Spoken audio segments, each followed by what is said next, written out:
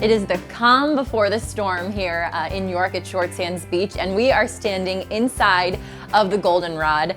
I have been here vacationing my entire life, as has Chris, our videographer. And a little known fact, Evans Boston, who you remember from Channel 13 Sports, is one of the owners of the family, the Boston family, is one of the owners here.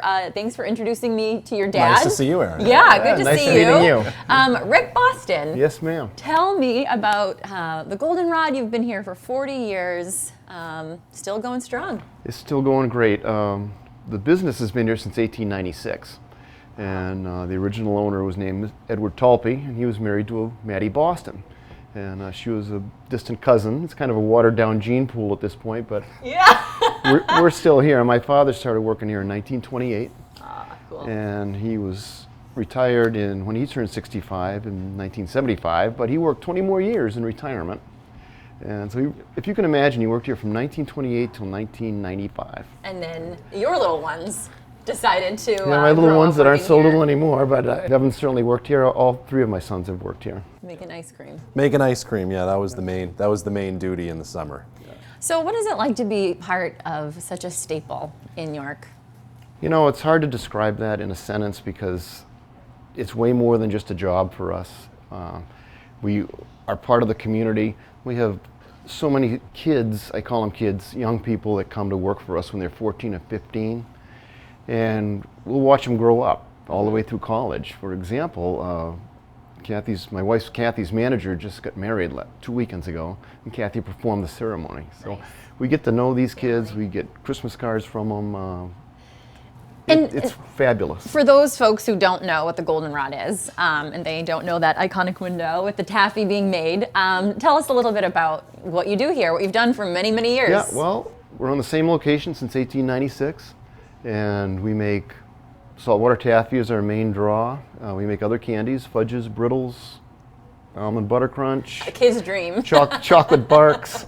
We also make fabulous ice cream. We've been doing that since 1896, and soup salad sandwiches, And, old-fashioned marble soda fountain. I learned that saltwater taffy does not mean that it's made with salt water. Number one asked question. I will say for the record, there is no salt water in the saltwater taffy. So tell us what it's like in the summer. We're minutes away from opening. It's crazy down here. It sure Crazy is. good. Absolutely, absolutely. Once the schools let out, get into June, late June, it just gets mobbed around here. People coming and going, coming in.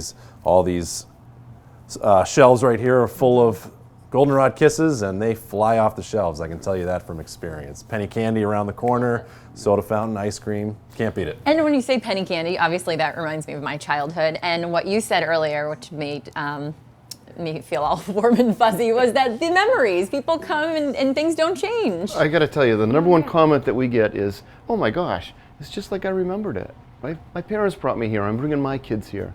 It smells the same." It sounds corny, but over and over again, that's what people say. Something hasn't changed. Well, it's a pleasure to meet you and hear a little bit more about the history. I haven't seen you in a while, No Evans. kidding. A lot of people want to know what you're up to. Yeah. We're going to take a tour of York and find your special places that you love growing up here. Let's do it. Yeah, let's head up to We're going to go to the Nubble. the Numble. All right, let's go. Awesome. All right. Thank you. Thank you. Well, that was fun. Yeah, I like your dad. the old stomping grounds. So we're heading up to the Nubble. Is that the term you guys use? We call it the Nubble. I guess it goes by Nubble Light, or I guess technically the Cape Nettic Lighthouse, because actually that island is technically a part of Cape Nettic, not York, but we like to claim it as our own. You know Right, how that of goes, course. yeah. So Evans, you said this is the first time you've been in a Fiat. This is the first time. I got to tell you, there is a lot of leg room. There is a lot of leg room. I'm 6'2", so I'm pretty tall, and I'm pretty impressed. This is a very comfortable machine. And our DJ in the back, 6'7". There you go. And he's fine too. Yeah, so we're good. So tell me about what you're doing now. So many people remember your face in town from being on Channel 13 with David. Maybe, I don't know. Oh, yes, yes. 7 years. Yeah, I was there for 7 years. Yep, 7 years at Channel 13, and now we're back with you, back together. Let's get Craig Miller in the back. Right. We can reassemble the weekend team, right? Oh, that was fun. Those are good times. Those are good times. gosh. But those good times came to an end. Yeah. And And you're doing some cool stuff, though. yeah, when my time ended at Channel 13, I was very lucky that at the exact same time, this job opened up with the Maine Red Claws, NBA Development League basketball team in town. And they reached out to me, as a matter of fact. They heard that I was out of work and I was looking for a job, and it just worked out. Everything happens for a reason, right? Yeah, so it's a perfect fit for you. I just finished my second season as Director of Public and Community Relations with the team. We've had 2 great seasons. As everybody knows, the Red Claws are the Boston Celtics affiliate in the NBA Development League. We just finished another great season.